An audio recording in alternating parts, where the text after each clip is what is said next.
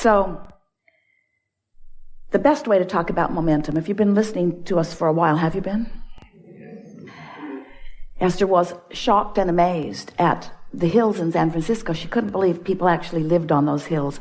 And she was even more surprised when she saw that they were driving on them. So imagine being at the top of one of those hills, and you've decided that you're going to give yourself a real personal experience in momentum. So you take your car out of gear, and you take the parking brake off, and you just nudge it just a little bit just to see what will happen.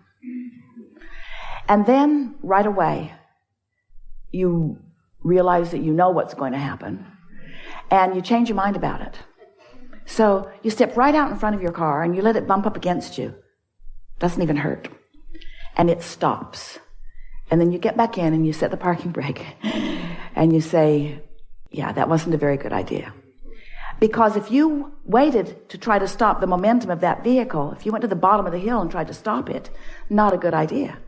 And yet that's what you sometimes do with beliefs that you hold. You try to stop a belief that's been barreling down the hill for a while, path of least resistance, and you say, oh, this belief doesn't serve me, I'm just going to think something different. And we say it is unlikely that you are just going to change your thought that rapidly.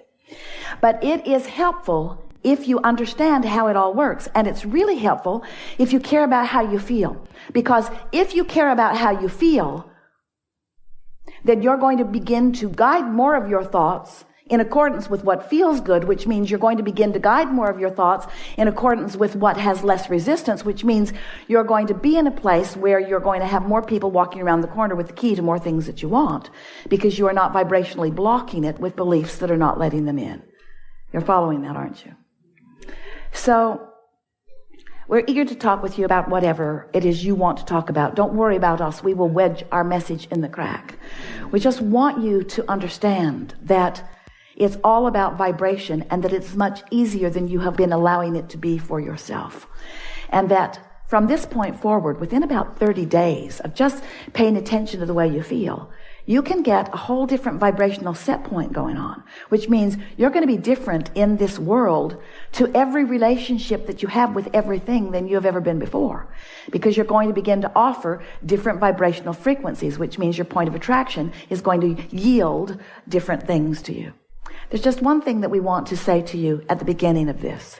And this is a sort of, to help you to recognize that none of these words are really helpful to you at all unless something that you are living matches up with these words. So many of the things that you will hear from us today, you will feel resonance with them because the source within you knows them, and because your belief system is not in such opposition to them, you're allowing that knowing to flow through. When you feel true resonance with something, that means no resistance, and the whole of you is having this moment. But some things will challenge a little bit because you don't believe them yet. You don't believe in your prosperity as we know from seeing your vortex. You don't believe in your abundance of all things that you want in the way that we do. And so it's going to take some life experience that's going to help you to understand that. But here's how it works. When you think on purpose and then life experience delivers the results that you thought you would get from thinking on purpose, that is the best living that you can live. That's the best understanding that you can get, you see. Because words don't teach, it's only life experience. We're going to give you a piece of something that will help you so well, because if you are accepting that you live in a vibrational universe, do you? And if you are accepting that in this vibrational universe that law of attraction is the manager of that and that you are getting what you are thinking about, do you accept that? Then this is going to be very helpful to you. When you slumber, when you're asleep, your momentum stops. It subsides. Isn't that nice to know? Do you like knowing that? We like knowing that. We like you knowing that. We really, really want you to know that, because what that means is when you awaken in the morning, you are wobble free. When you awaken in the morning, you don't have vibrational discord. And by wobble, we mean when you think about what you're wanting and then you think about the absence of what you're wanting, you're offering two vibrational frequencies at the same time, which causes a wobble in your vibration. When you think about what you want, only about what you want, law of attraction is going to add momentum to that, and what you want is going to get stronger and stronger and stronger and stronger and stronger until there's going to be a manifestation point. People who you see around you who are really thriving in incredible ways are those who don't have wobble in their vibration. They know what they want. They think about what they want. They don't doubt what they want. They believe what they want. So they're not introducing contradictory vibration. We've been calling that resistance through the years. Today we want to call it your wobble, because we want you to realize that you can do something about the wobble. When you say, I want that, I really want that, I've always wanted that, I really want that, I really want that, I've wanted that a long time, it starts to wobble. In fact, I really, really want this thing that I do not have. Wobble, wobble, wobble, wobble, wobble. I want it, and you know, I'm not the only one who wants it. A lot of people want it. Can you feel the wobble getting bigger and bigger and bigger? It's just not right. So many of us who want this thing that we don't have, can you feel how big the wobble is getting? And so you can tell by the way you feel. When you have strong negative emotion about something, you've got a big time wobble going on. A wobble that is resistance, that is preventing you from the vibrational realization of what you want. Now what that means is, when we say vibrational realization, haven't you wondered? You have to have wondered. You just surely have to have wondered. If you've been listening to us for a while. Have you been listening to us for a while? We know. And as you've been listening to us for a while, and we've been talking to you about you create your own reality, you have to have wondered, all right, Abraham, I'll play your silly game. I'll do that process and that one and that one. I'll do a better job of lining up my vibration.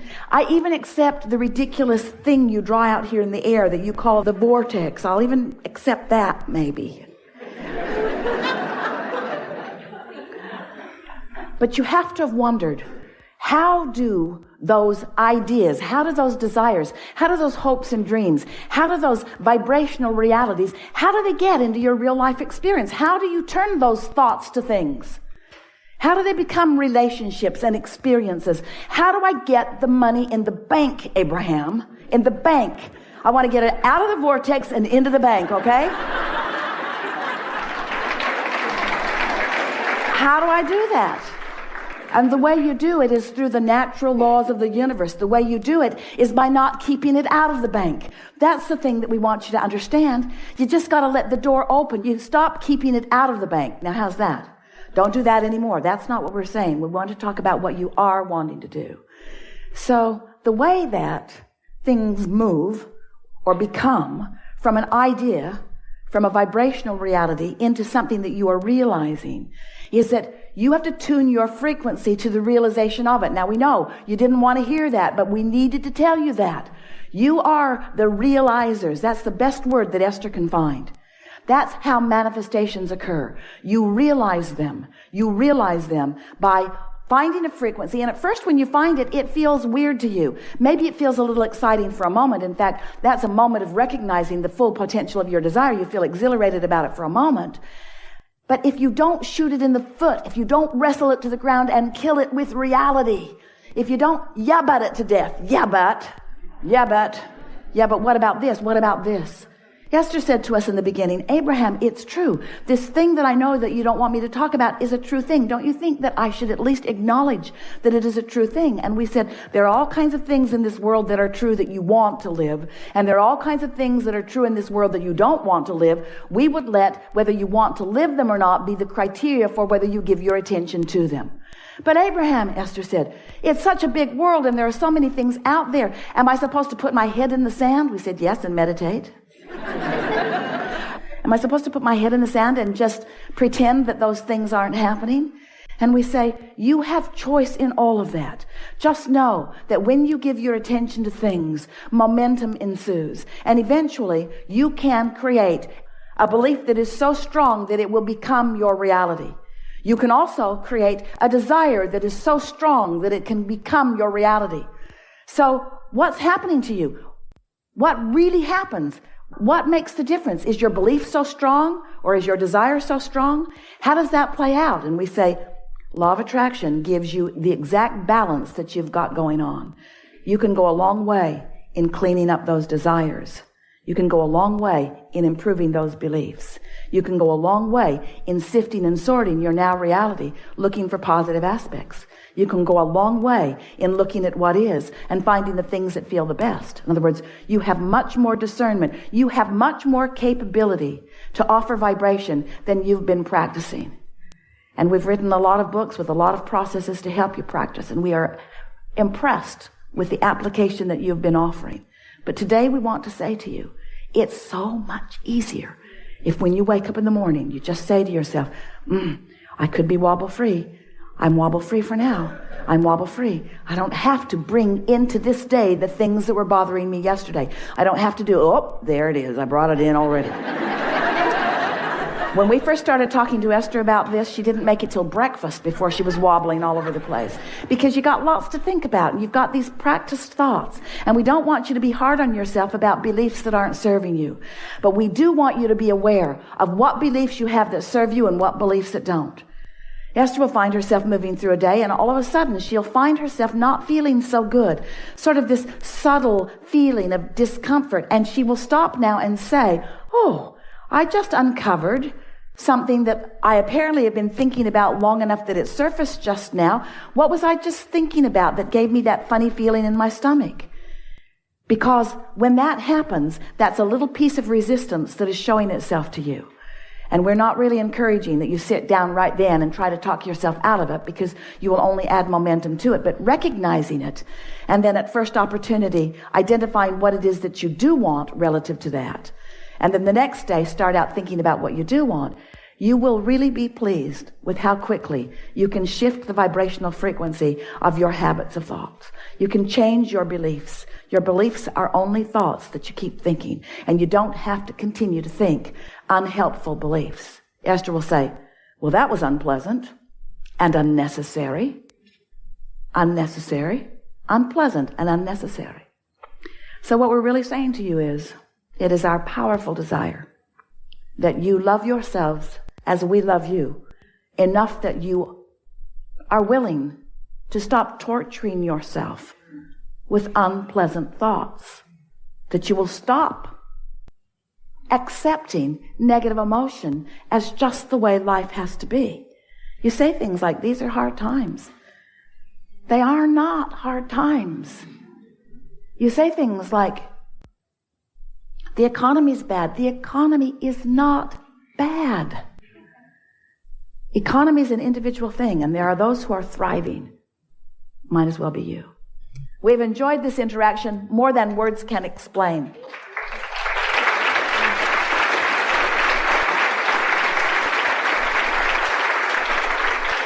You are in a different vibrational frequency than you have ever been in your life. Your set point has moved substantially just in this little bit of time that we've been together. You now know exactly what to do, but don't go do it with some fervor or angst or trying too hard. Just chill out. Say to yourself as you're leaving, I got everything that I needed from this gathering, and I now am going to move more easily through life experience than ever before. And if somebody says, what did you learn and what are you going to do? Say, I don't really know. I don't really know. I'm just waiting for the inspiration. Feels to me that I just got to tune up, and now my engine's just running better, so I'm going to go faster and further with more stamina and vigor and energy and excitement and flexibility and dexterity, and all good things are coming to me. They are. All good things are coming to you. There is great love here for you.